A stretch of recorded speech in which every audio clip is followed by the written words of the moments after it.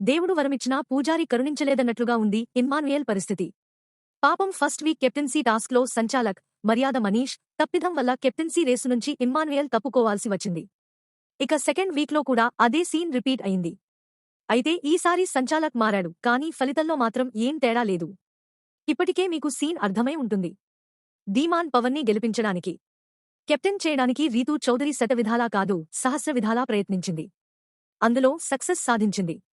కానీ జెన్యూన్గా ఆడిన భరణి, ఇమ్మాన్యుయేల్ లాంటి ప్లేయర్లకి మాత్రం చేతిలో చిప్ప మిగిలింది. ఇక బిగ్ బాస్ కూడా ఏం తక్కువ తినలేదులేండి. ధీమాన్ కెప్టెన్సీ రేసులో ఉండగా రీతూ చౌదరిని ఎవడైనా సంచాలక్గా పెడతాడా? ఆ పెడతాడా మీరే చెప్పండి. ఏ పెడితే తప్పేంటి అంటారా ఏంటి?